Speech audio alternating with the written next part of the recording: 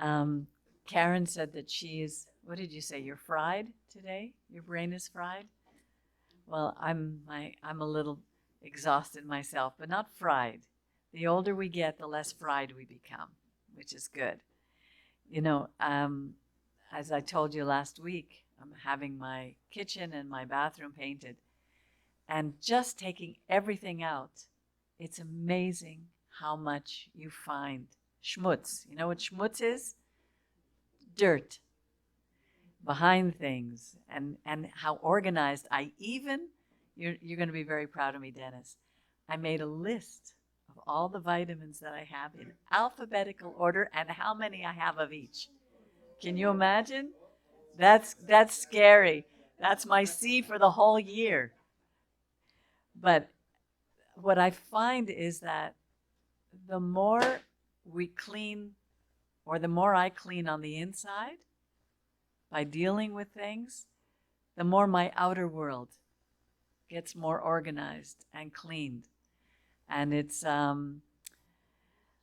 know, I was thinking of this story in the Torah this week.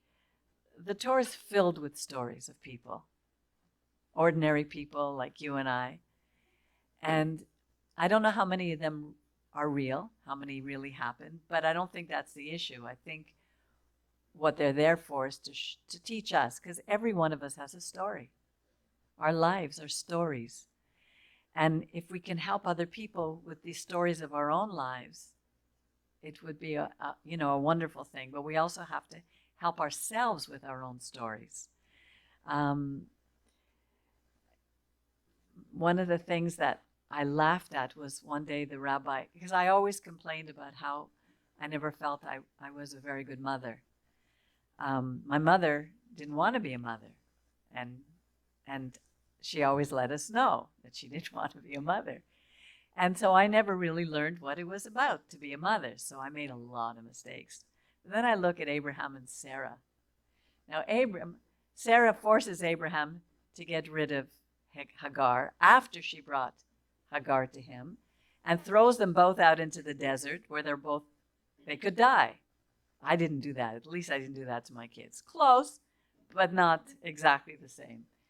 Then Sarah has a baby at 90. Abraham takes his son to be killed.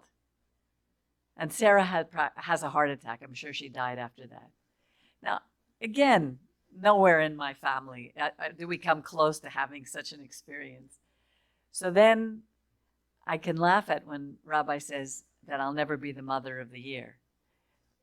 But then neither was Sarah. And Abraham certainly wasn't the father of the year. So we can be comforted with these stories because it helps us to deal with our own guilt. And